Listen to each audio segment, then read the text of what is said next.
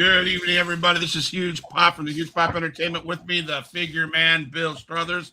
Ladies and gentlemen, fans of the wrestling world, and anyone brave enough to step through those ropes against this man up in the right-hand corner.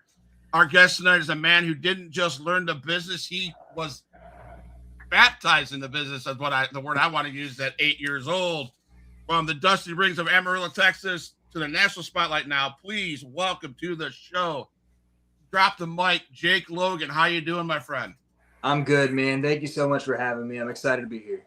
Thank you so much for coming on. I'd like to tell you what, you are helping me with my self-care. I do this 4 times a week to get away from what I'm dealing with in the real life of foster care. So I thank you for giving us the opportunity to listen to your stories and let me escape reality for an hour. I appreciate it. Thank you. Hey, man, anytime I'm able to talk about myself, I jump on the opportunity. There you go. Absolutely. So I have to ask you, man, I know you started taking bumps at 8 years old.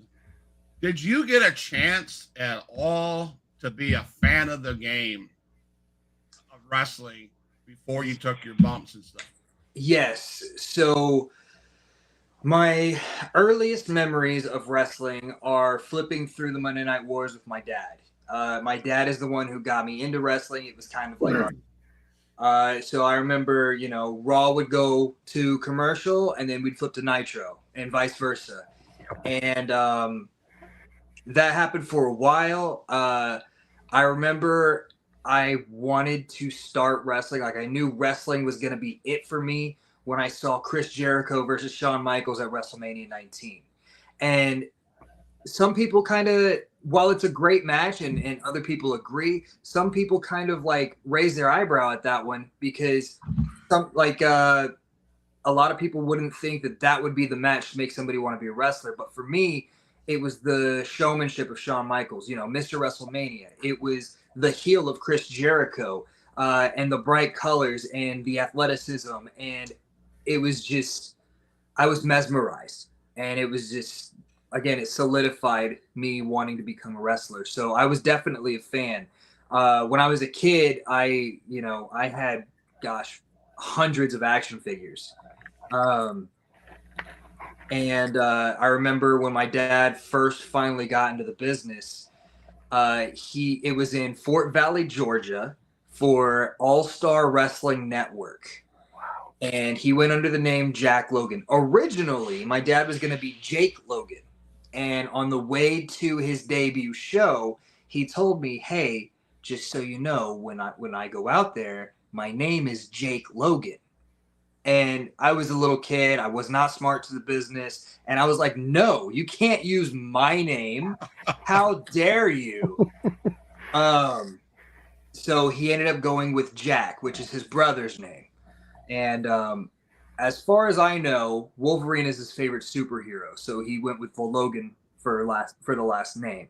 Okay. So that's how I was kind of introduced to the business in person. Did you have any heroes that you watched growing up? Like you mentioned Monday Night Wars with Nitro and WWE Raw. Was there any person that you would say you modeled your craft after, looked up to? As far as modeling my let's say repertoire, okay. I would say it's a mix between Randy Orton and Chris Jericho. But as far as like the people who really caught my eye were Chris Jericho, Shawn Michaels, Eddie Guerrero, and John Cena, which that's my Mount Rushmore, my personal Mount Rushmore. I was in that John Cena era. However, I was there from the beginning with him. I was there for the Thugonomics. Mm-hmm. I was there for the debut. I liked it then. And then when he went on to Thugonomics, it was in an age where it was, that generation of kids was starting to listen to more hip hop and wear the baggy jeans and the baggy shirts. And I was all for it, man. So much so that we had this outdoor garage and I saw this chain and I saw this not padlock, but I saw this lock and I didn't know my dad needed the lock for something. which I just tossed the key away. I crafted the chain together and I locked it, and I wore that thing every day, man, every day. So I was big into John Cena when I was a kid. That's awesome, man. Bill.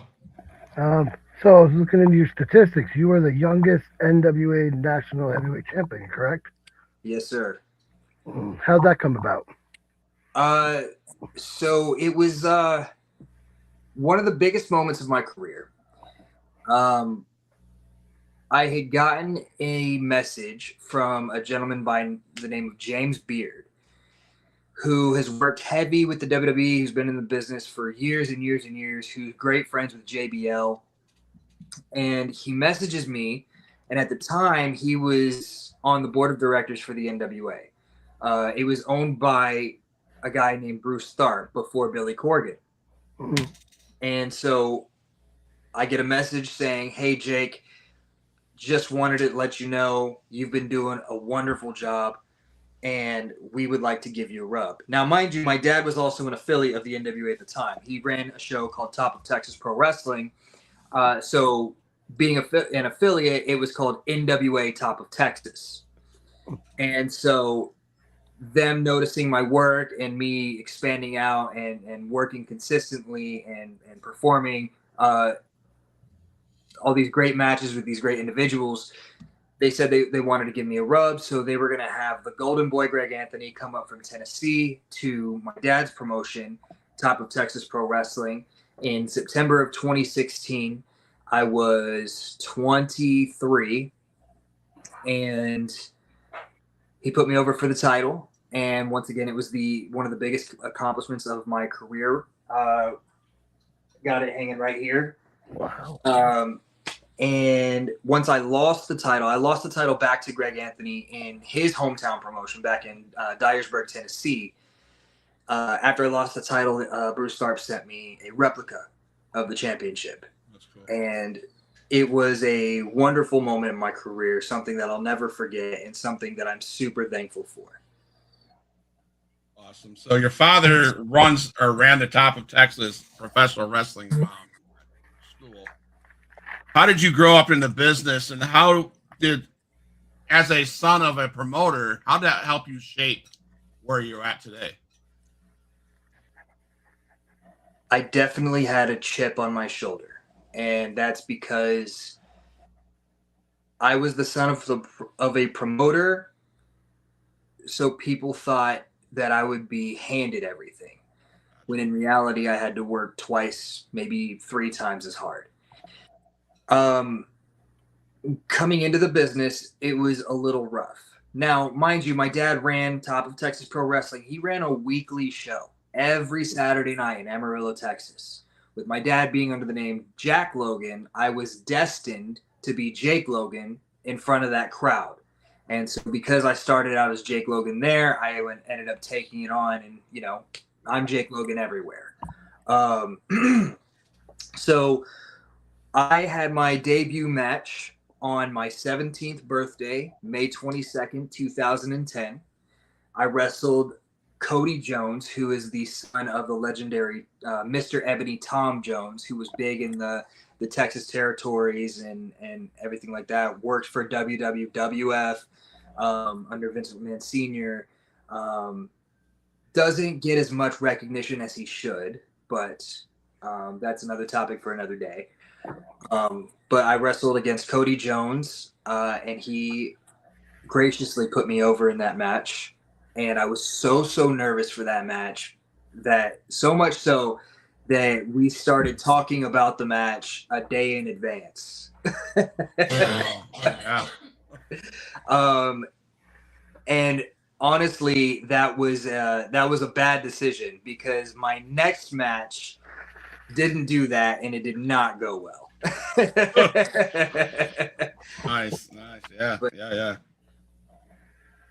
Bill. The internet mentions you were trained by Dory Funk Sr. How did you get in with Dory Funk? Was that through your father as well, or was that your own thing? Yes, it was Dory Funk Jr. Junior, yeah. Senior has long passed. Yeah. But my dad knew Terry Funk, and so that's how that connection was formed. I was already 3 years into my career before I ever met Dory. Wow. I do claim Dory as my trainer because he helped humble me. Okay. He helped polish me. So going back to when I said I had a chip on my shoulder, I had that chip going into Dory's, and Oh, it was because everybody thought that I was getting everything handed to me, that I didn't have to work for anything. And then when I got to Dory's, having that chip on my shoulder, Dory ended up having to pull me aside, and he said something along the lines of, "Look, I don't know if I want to continue having you here because you are you jump into the ring when you shouldn't be, trying to teach people when you shouldn't be." And it was hard. It was a very hard pill to swallow. And from that moment forward, really reshaped the way I saw a lot of things, reshaped, honestly, my career. And I'm so thankful that I had that conversation with Dory. So I will forever claim Dory Funk Jr. as my trainer. Now, you're a generation talent, right? Do you think a lot of the second generation, third generation talents have that same chip on your shoulder? It honestly, I feel like it depends on their upbringing. If you have a father, I mean, if you were in my position, right? You have a dad who's running a show, a weekly show, and it's for a weekly show, you're getting around 80 to 100 people a week. That is great. At what was it? It was $10 for general admission, $5 for kids 12 and under. You're making some money there, So my dad, of course there was some struggle. What business owner doesn't struggle, However, if you had the same upbringing as me, I feel like you are more apt to have that chip on your shoulder because of the talent around you that isn't the son of a promoter or isn't the daughter of a promoter. So once again, people think, you got everything handed to you. So knowing in the back of your head that not everything has been handed to me, and feeling like, okay, if you think that means I'm better than you. Right. Does that make sense? Yeah, absolutely. Yeah. 100%. So I feel like if anybody had a similar upbringing to mine, they would probably have that same outlook. And hopefully they, have gotten or will get humbled in the same manner that I did. Well, that leads me to this next question. You, at 8 years old, took bumps, and you called it bump till you puke. In the old school mentality, right? Yeah. So you were in that hot gym. I've heard many stories by many legends and many indie guys, older, that tell us about how hot the gyms are. There's no AC. The doors are open from both ends. You bump, do drills, and you puke. So bump till you puke. Do you think that is necessary for? Do you think that's a lost? I don't want to say lost art. Do you think that's a lost thing in schools now that they need to bring back, that so these guys can understand what real training and dedication is? I think that you can be the greatest person on the earth. You can be the nicest person. You can be, an asshole. But I firmly believe that wrestling, being a professional wrestler, is not for everybody. And I won't name any names or Right. tell you any experiences of myself with other wrestlers. However, I do think that wrestling is more lenient nowadays, in areas that it should not be.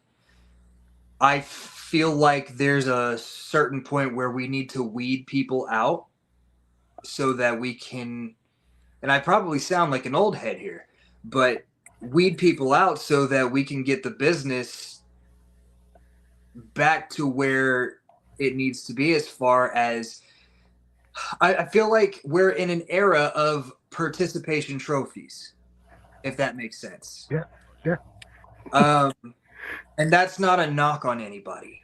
I just want to see people succeed, but I want to see deserving people succeed. Does that make sense? Yeah, I agree. And to kind of go back on what you were saying, my upbringing with the bump till you puke, I wasn't in a gym, I wasn't in any hot warehouse or anything. I literally grew up with a ring in my backyard, and that's where we did my training when I was growing up.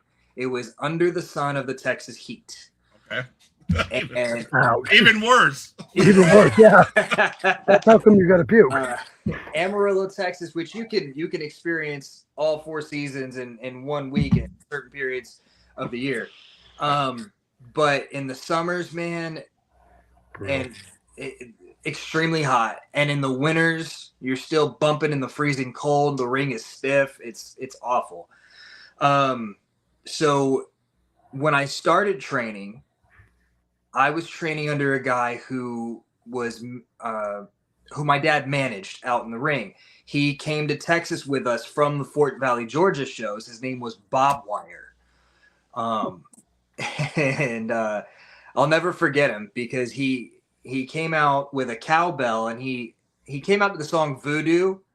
Is that Papa Roach, or is that Wolfpack? it's like I'm Not the One, or Theory of a Dead Man, I think. Yeah, Maybe. Dead Man, yeah. One of them, yeah. And so once the hook hits, or right before the hook hits, he would ring this bell like right on cue, and then the whole crowd would just boo the hell out of him, man. It was awesome. Perfect. But he was a hard ass. He was one of those old school trainers, and he would do the bump till you puke. And I'm 8 years old. I'm in the middle of this ring. I'm in the ring with 20s, 30s, 40-year-olds. Wow. And I'm not bragging, but I'm out bumping everybody. And it got to a point where my little body was so tired under this Texas sun that I just looked at him, and he was like, "Keep bumping until I say stop." And I ended up rolling out of the ring. This is one of my dad's favorite stories. So I ended up rolling out of the ring, and he's yelling at me to get back in the ring. I'm like, "No, forget this, man." And it was probably the only moment in my training that I had thought about just stopping. So I go into my house, and I get a glass of water. My dad comes in to check on me, and I got tears going down my face because everything hurts. And he's like, "Do you still want to do this?" And I'm looking at the ring, and I'm looking at Bob Wire yell at somebody about bumping or whatever. I want to do this. So I put the glass of water down. I go back out to the ring. I slide back in.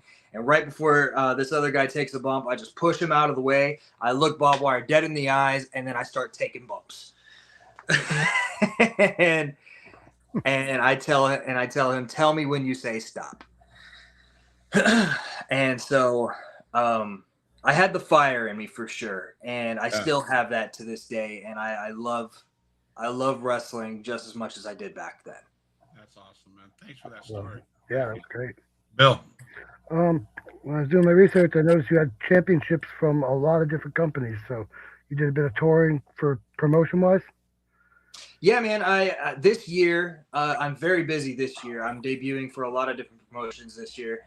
But I have my dad's Top of Texas Heavyweight Championship, which I'm allowed to defend all over, wherever I go, anywhere. Wow. And my dad tells me, if you lose it, just make sure you get it back. Absolutely. Take that thing home with you. But there's a place called Magnolia Championship Wrestling in Mississippi. I'll be out there on April 4th, and I'm in a winner-take-all triple threat match. So each person in the ring has a title.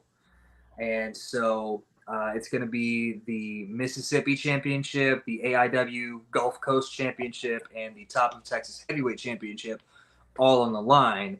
and I'm really trying to win those other titles because I'm going to Vegas this year and for WrestleMania, and I've got a few shows lined up out there that I just want to, bring every title that I can there, so I can just kind of show off to these promoters and these promotions and these fans, and show them that I'm Jake Logan. So who's in that match for the other titles? I'm so sorry. I'm terrible with names. I am terrible with names. Okay. So I do apologize. I can't remember their names off the top of my head. All right, you're good. You're good. So I love to bring in our guests, and this guy that or in the chat, this guy I know personally. He is this guy. I swear to God, he's a super fan of indie wrestling across the Panhandle of Florida. His name's Tony Super.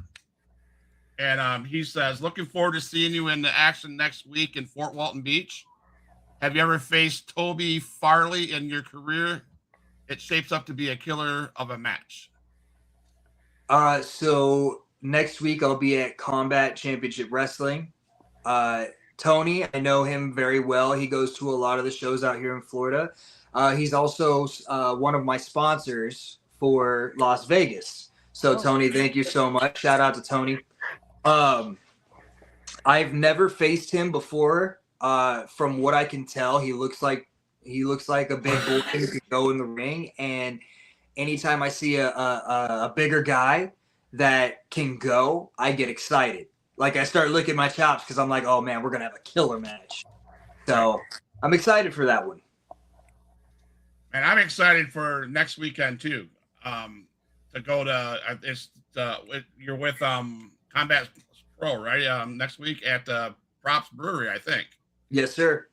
Who are you facing there?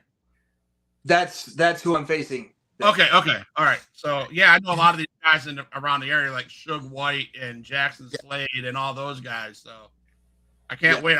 I'm gonna make a solid effort to come out there Friday night or Saturday night to Fort Walton Beach and see you in person, man. So heck yeah, man. We'll have to get a picture together. Yeah, absolutely, man. So you've shared the ring with icons.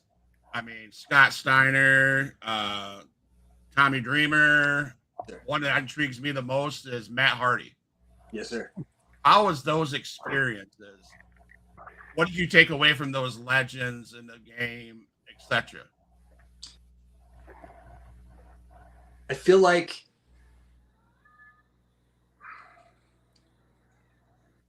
these guys have all helped me learn something in the ring. So being in there with Scott, which Scott is Scott's a very interesting human being. I think he's great when some people who may be meeting him for the first time or something or other may think otherwise. Just for an example, and I'm not going to talk bad about Scott, but a funny situation that I saw with Scott was there was a cameraman who came to the backstage area, and Scott's old school. And I'm sorry, this is kind of going off of your question, but this cameraman comes in backstage. He's not recording, but there is a red light on his camera. And Scott, he sees a red light. He thinks the camera's on. He starts yelling at this guy to get out of the locker room because he's not told there's going to be a camera back there. Right.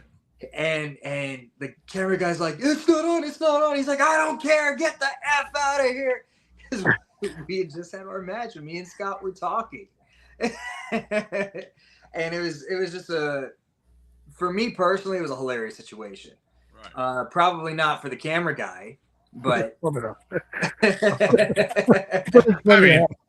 might have. But no, being in the ring with some of these guys, man, I've definitely taken something away from each one, and not to boast, but I've been blessed to share the ring with some of these icons, some of these legends, Matt Hardy, Tommy Dreamer, Scott Steiner, Braun Strowman, EC3, Paul London, Charlie Haas, Chris Masters, the list goes on. And I'm so thankful and so lucky that my career has been able to put me in the position to be in the ring with some of these guys so that I can learn, so that I can take something away from these matches, and so that eventually I can share some of these values, some of these lessons on to the next guy. Yeah, that's awesome, man. Yeah, all those guys you named were just legends in the business, and I know it's Bill's turn, but I have to ask: how important is it for you guys? I mean, you're a veteran. You're, what, 15, 20 years? That's amazing to me. Thank you. So, but how important is it though to be able to have the opportunity to sit down and listen to the legends talk and share their input on what you're doing? So there was an interview recently that John Cena did right before his last match. And I don't remember if it was the Cody. I'm sorry. I don't remember if it was the Cody interview after his last match or if it was an interview right before. But he said something very interesting to me, and it was, if you want to soar with the eagle, you have to. Oh my gosh, I'm losing the quote, and I'm so sorry. If you want to soar with the eagles, you have to be able to ride with the owls. Does that make sense? Yeah. So you stay up late, get up early. And in those moments, you're probably going to take away 5 seconds of valuable information from spending hours upon hours with people who've been there, who are where you want to be, or the people that you align yourself with, because I firmly believe if you want to get better in the business, you hang out with people who are better than you. Does that make sense too? Yeah. So, I've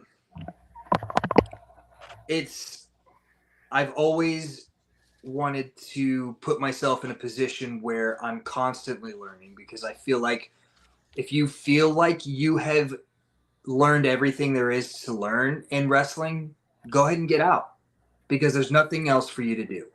Right. I'm so sorry. Did I answer your question? Yeah, okay. It is. Yeah. Bill. With doing research, I saw you won a tournament in IWE. How was the tournament? I didn't get to look up the whole thing, but I believe it was IWE. IWE men's tournament, it said. Could you remind me where that was, or that was? Yeah, give me 2 seconds. I still got you up on Wikipedia here. I think it might be what I'm thinking about, but I'm not 100% sure. Independent Wrestling Expo.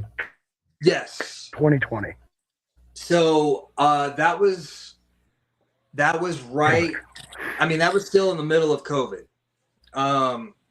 So that show was a 2-day event. However, the tournament that I was in was all in the same night.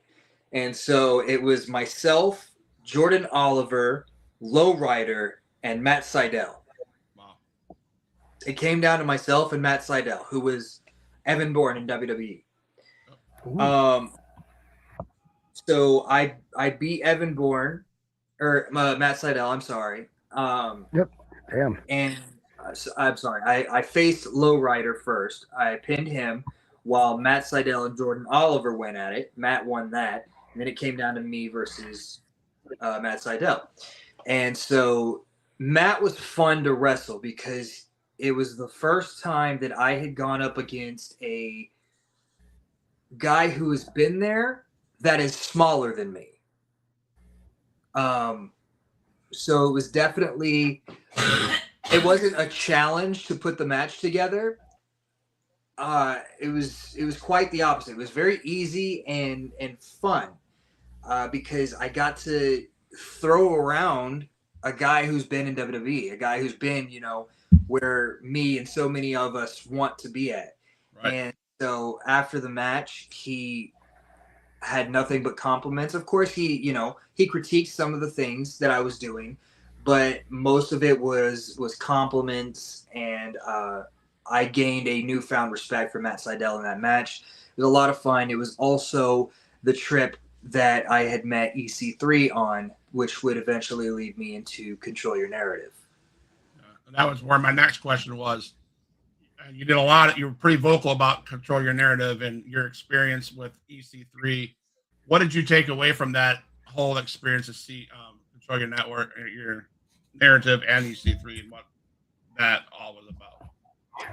So I will always have a special place in my heart for EC3. Oh, He there you go.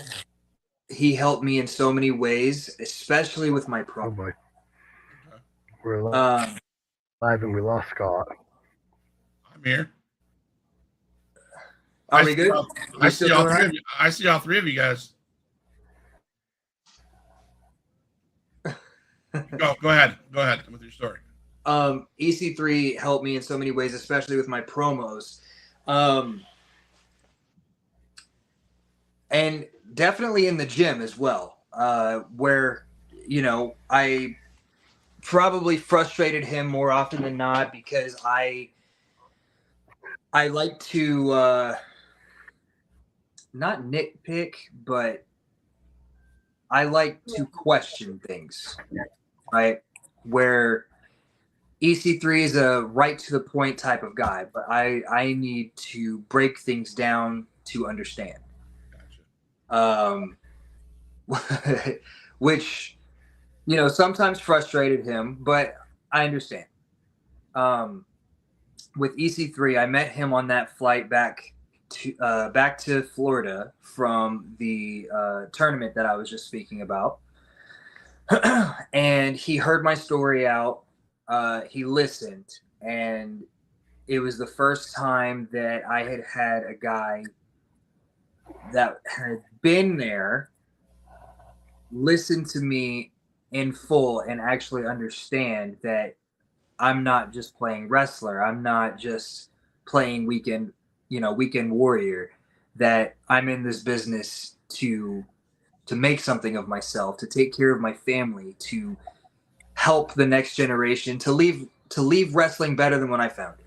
Right, absolutely. And he understood that, which I'm so thankful for, because I then became the very first project in Control Your Narrative.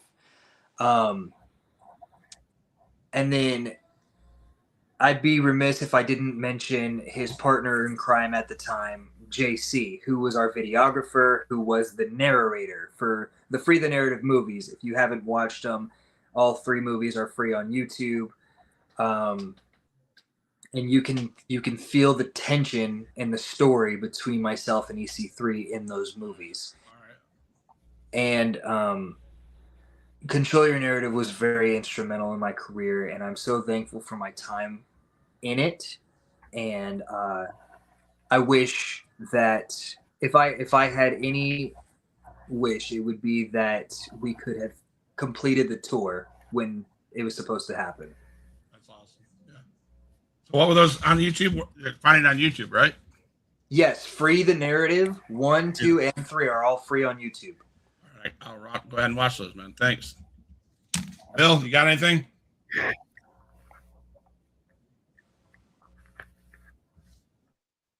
All right, I have one more. So Yes, so go ahead. Top of Texas, you were tag champ as well with 2 different partners.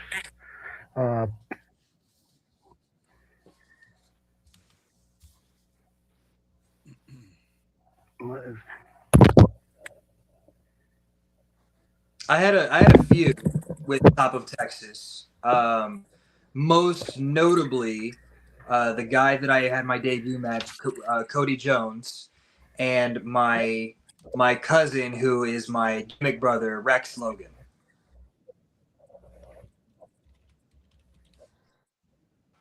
You got a question, Bill?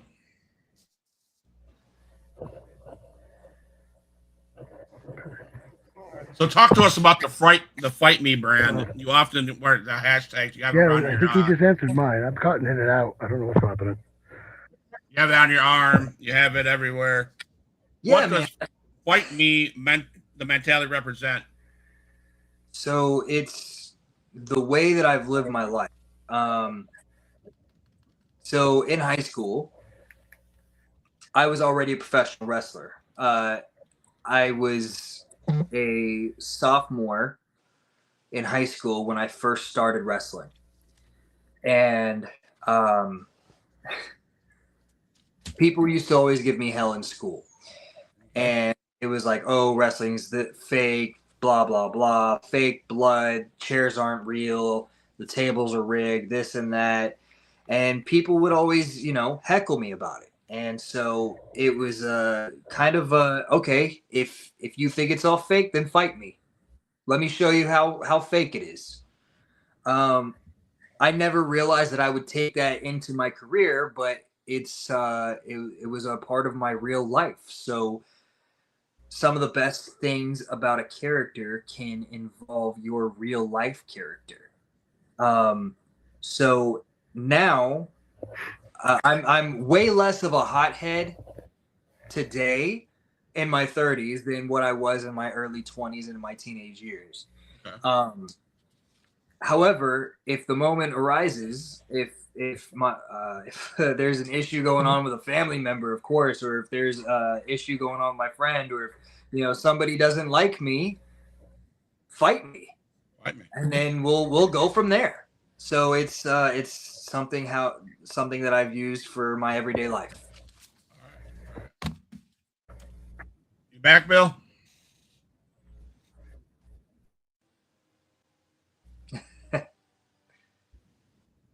All right. So you answered the fight me phrase. If you had to give any advice to anybody coming into the business, I know, what would it be? What would you tell a young guy or young female coming into the business? First and foremost, find a credible wrestling school with a credible trainer.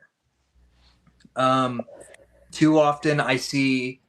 I think so, but I'm not sure. We good? Too often I see pop-up training academies or pop-up wrestling shows, and they try to train these people, and they'll train somebody for a week, 2 weeks, maybe a month, maybe a little bit longer. And they will give the green light to said person, and they are nowhere near ready. They weren't trained by a good person. They were told they were ready when they're not ready. And then if you try to tell them, hey, you're not ready, then they take offense to it. Then they feel like they're being attacked. And I'm not saying anybody by name here. I'm not calling anybody out. I just wish and I hope that people will listen when I say, or if anybody is listening and they want to get in the business, please listen when I say find a credible wrestling school. Get trained by proper people. One place that I will always recommend is House of Champions, run by Jamie Stanley and his wife Renee. It's out in I think the technical town is Longwood, Florida, but it's in the Orlando area. House of Champions, their head trainers are Jamie Stanley and Keikoa. Two very amazing independent pro wrestlers. Jamie Stanley did his time with NWA. I will always recommend that school to anybody who asks. And also, if you are given the green light as a professional wrestler to go out and make the towns and do the drives and bust your butt, don't get taken advantage of by shady promoters. It happens way too often. If a promoter is asking you to work for free, he is taking advantage of you in every sense of the manner. If you would not go to college, you wouldn't pay all this money to a college to be a doctor, a lawyer, or what have you, to just go in and work for free. So why would you train? Why would you pay money to train in a professional wrestling ring? Put your body through so much torture. You train yourself your whole life to catch yourself when you fall, when you're falling back, to break that habit, that sense in your head that says, "Hey, catch yourself, protect yourself." You put your body on the line every time you go to training. Your body constantly takes damage, and I'm going off on a tangent here, but I'm passionate about this question. But you would not don't pay to train just to work for free. It frustrates me when I have a guy who's coming up in the business and they're like, "Oh yeah, I was just at this show last night. I worked for free, but I had a great match." No, you didn't. Your night was a bust. If you work for free, you're being taken advantage of. So that's my tangent. My bad. Oh, you're good. You're good. So I've in my research, I have to ask this question because I am the same person. You're known as a grill master. I'm sorry. It says on the internet you like to grill out. You like to wrap things in bacon. Is that true? That's my father. Okay. So let's talk about some goodies that you had growing up that from the grill master, because I'm a grill master. Okay. I love to smoke some meat. I love to wrap things in bacon. So what are some of the fun things that your father used to cook that you can remember? And my dad was a big fan of jalapeno poppers, of course. And then he eventually, like, it got to a point, man, where he was just wrapping everything in bacon. He would do, what's it called? It was like a beer can burger or something or other. It was like you shape the burger with the beer can, and then once he got that down, he would wrap it in bacon when there's supposed to be just bacon bits inside of it. And there's also this Texas sushi, which sushi is typically rolled in seaweed. right. But my father, being my father, would wrap it in bacon. It would be like a hamburger meat or, some type of ground pork or something. And then it would be like onions and peppers on the inside with some cream cheese or like cheddar jack cheese or something. Yeah. He would wrap everything in bacon, man. That's awesome. That's awesome. So there's also rumors of you walking around in a Superman onesie. Again, my father. Oh, that's your father. Okay. So let's talk about that. How embarrassing was that? Because it was in the safety of our own home, it wasn't too embarrassing. Honestly, it takes a lot to embarrass me. Mainly the people who can embarrass me today are my brother-in-law and my wife. Honestly, my wife doesn't even embarrass me. It's mostly my brother-in-law because he's crazy.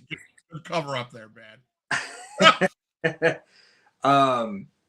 But my dad, I mean, when I was a kid, of course he used to embarrass me, but the Superman onesie, he's just he's a character. He's so funny because when you get to know him, you will find if you got to know him, you would find out how crazy he is. Like, he even went on Temu, and my dad's never worn a kilt in his life, but he's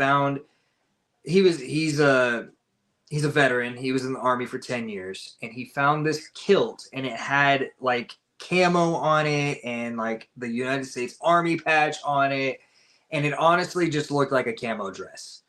And so he posted that in my little family chat that we have on Messenger, and everybody who's a part of it was just dogging him, man. But that's my dad. Like, he's a wild guy. So do you have any rib stories or any road stories that you can share from either you traveling or your dad traveling that you've heard of? Not really. My dad. Actually, there is one. But my dad was just kind of a bystander for this. It wasn't even really a rib, but they were making fun of me. So it was just before I'd started wrestling. I was probably, I think I was about to have my debut match in like a couple of months or so. But I'm driving out to Oklahoma with my dad, a guy named Sean Sanders, and a guy named Beautiful Bryce Payne. Together, my dad and them together were called the Texas Heartthrobs. So we get to the show, and I'm hanging out backstage because, you're coming up in the business and you're training. The last place you want to be is in the crowd. You just want to be in the locker room with the boys. So I'm in the back and I'm looking through the program that they have, and there's this guy there that's in a mask. It's a yellow mask and it's got like a swirl around it, right? And he's in the tag match with the Texas Heartthrobs. And I'm like, oh, so you guys are going against this guy and a guy named Seco Delico. And Sean Sanders takes the takes the program out of my hand, smacks me on the head with it, and he's like, Jake, that says psychedelico. And so anytime, I go back to Texas, or if I see him, he's like, hey, how's Seco Delico doing? Seco Delico. I love it. There was another instance where my wife and I, we drove her car to an event in Dallas. And I had some friends on the card. This is when I was still living in Amarillo, Texas. We drove to Dallas. It was about a 6-hour drive. And we're driving in her car, which is this little Fiat, right? And if you know what a Fiat is, it's a really tiny car. A little bit bigger than a smart car, but not by much.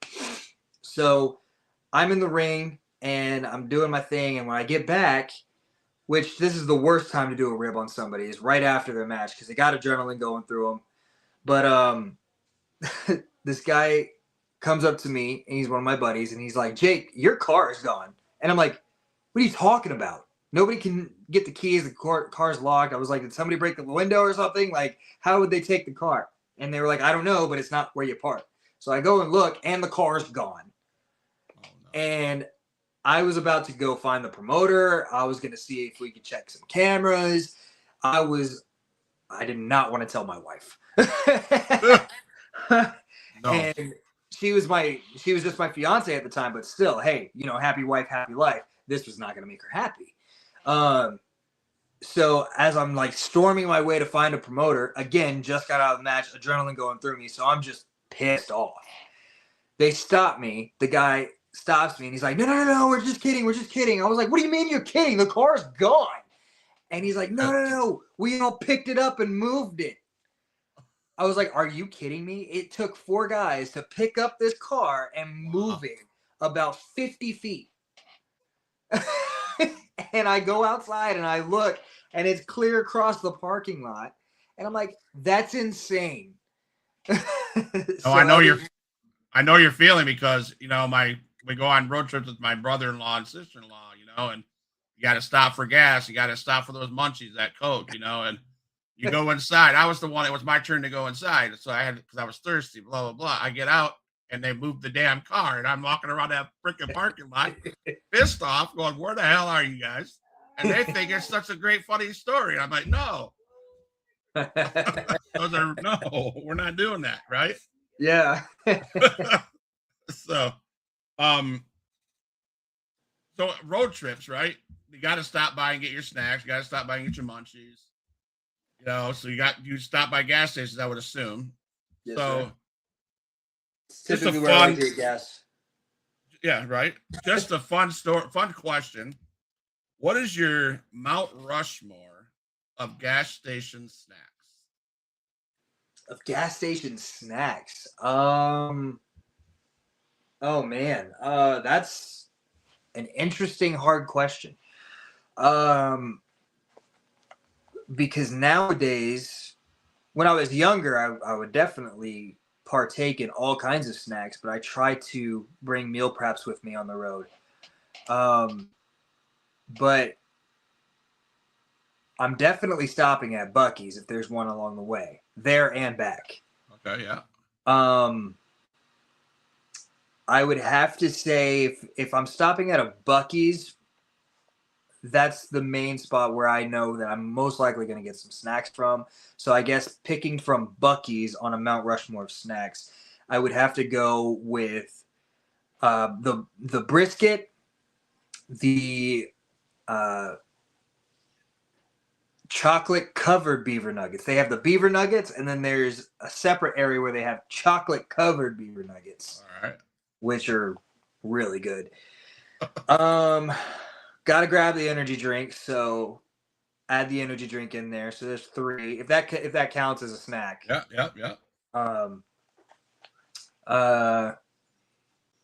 And maybe the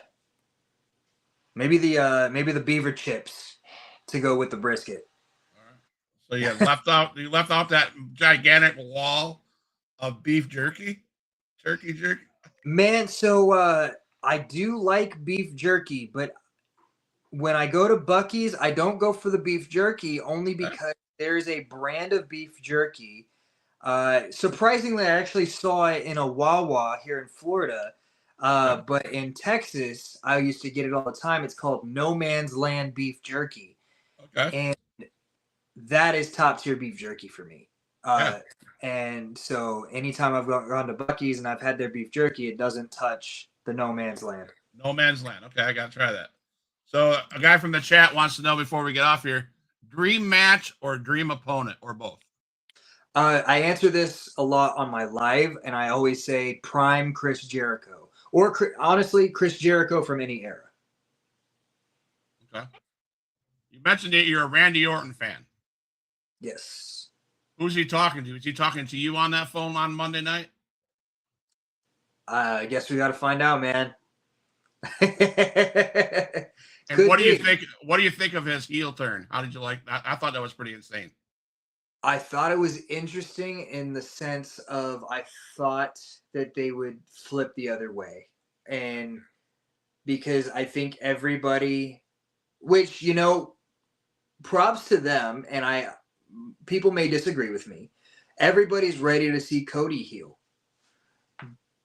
And I know that once Cody finally turns heel, if he turns heel, he's there. Everybody's expecting that Homelander run, right? Yeah. So with them turning Randy, now everybody's upset. Even though everybody's gonna boo Cody still, or most people will still boo Cody and cheer Randy. I thought it was an interesting yet surprising swerve for them to flip Orton in a moment where we all thought they would start to flip Cody. Yeah. Oh, 100% agree.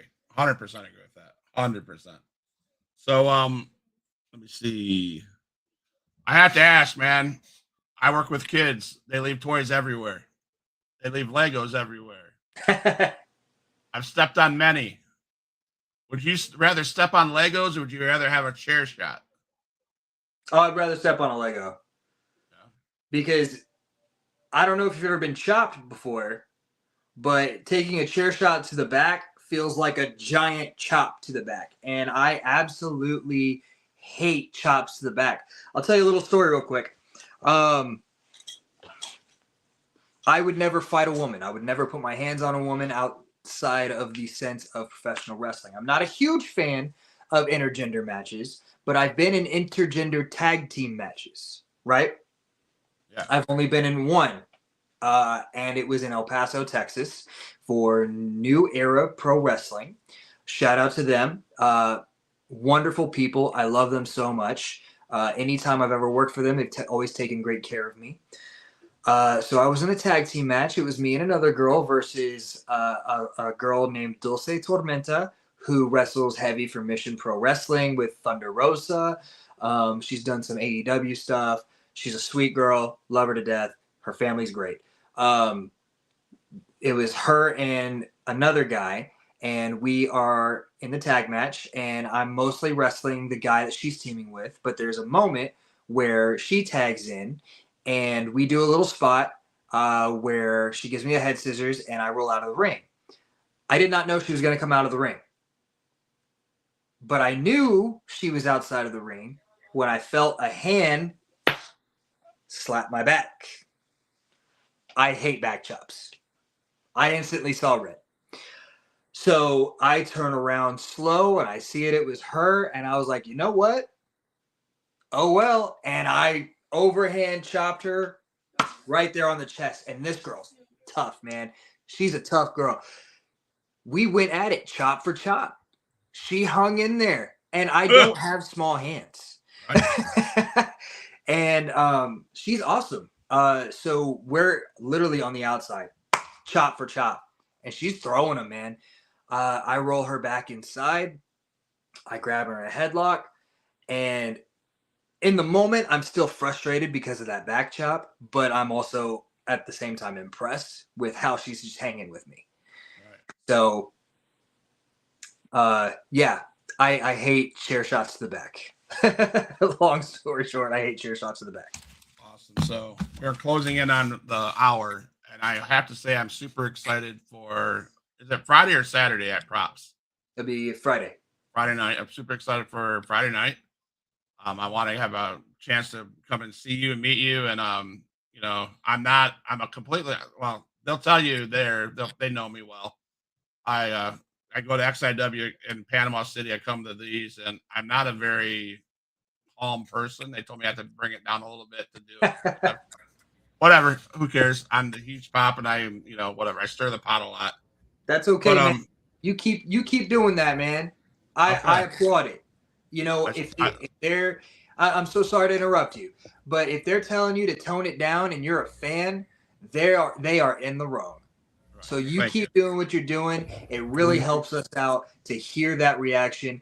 And I'm so sorry. I know we're closing out, but one of the greatest pieces of advice I ever got was in person from John Cena, and it was at the 2017 Royal Rumble. I was backstage, and I asked him, is there anything you can give me? I shook his hand right after he won against AJ Styles. He just won his 16th world title.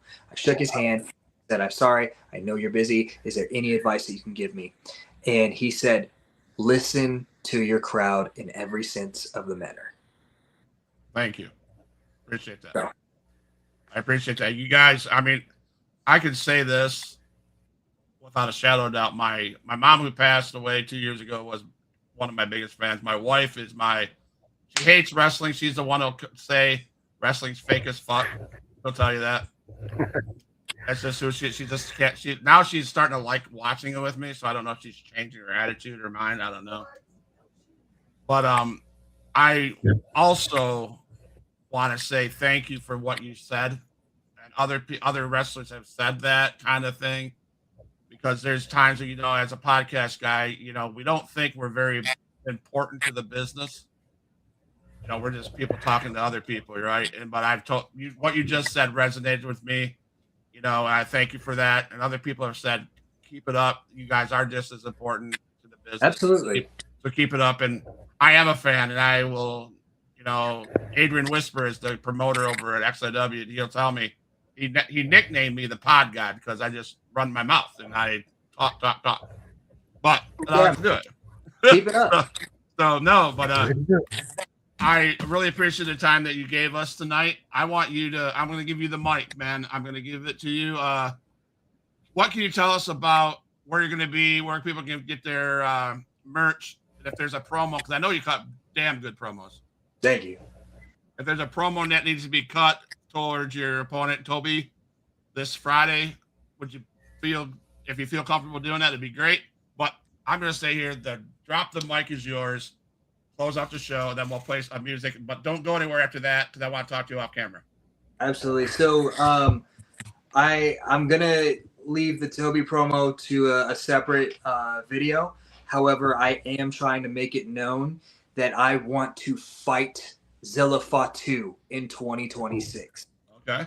Yeah. I think we would have an absolute killer of a match. And if Zilla Fatu, if you don't like me, fight me. But there's also some separate footage coming for that as well. As far as merchandise goes, I've got my brand new shirt right here. I've got another shirt right here. You can go to I'mJakeLogan.square.site for my merchandise. Right now, I'm really heavy on the TikTok shop. So if you follow me at I'm Jake Logan and go to the TikTok shop, you can find all of my t-shirts. I'll be selling 8x10s on there as well here soon. But my TikTok shop is blowing up lately, and I'm super thankful for that. I just got up to over 12,000 followers, and I'm climbing. And that's why I'm doing more of the lives. TikTok is helping me, and I want to be able to reach out to an audience that I didn't know existed. And I've been doing that. Like, people are messaging me left and right saying, oh, hey, I know of you. I've seen your work, but I live all the way out here and I've never even wrestled out there. And it's such a cool feeling, So please follow me on TikTok, on Instagram, official_, I'm Jake Logan. Facebook is at I'm Jake Logan. Give me a follow. If you reach out to me, I typically try to message back as best as I can. Yeah, that's me, man. If you're interested in purchasing a shirt, please do so. I make and ship out all of the shirts myself. So if you're going to be wearing a shirt that says Jake Logan on it or has my face on it, it's 9 times out of 10 I made it. Awesome, man. There you go, guys. It's Jake Logan. On Drop the Mic, he dropped some stuff that people have been curious to listen to. He's going to be in Fort Walton Beach at Props Brewery for Combat Sports this Friday. I'm assuming he'll probably be at the River City WrestleCon in June. Yes. He'll be there. This week. So next week I'll be at Combat. This week I'm going to be wrestling at MegaCon in Orlando. Yeah. And I will be wrestling 3 days in a row as Peacemaker. And fun thing about it is that Saturday, John Cena is going to be at MegaCon. Nice. So I'll be wrestling as Peacemaker with John Cena in attendance. So check him out. Check him out on Facebook. Check him out on TikTok. He does have a phenomenal TikTok show. He's live like 3 or 4 times a week. I try to catch a little bit of it here and there. Great stuff. Great people interaction. Thank you guys for everything. Bill, thank you for joining us tonight. Jake, thank you for being a guest on Huge Pop Entertainment. I really enjoyed the conversations. And like we say at Huge Pop, we're for life. I am the way, the truth.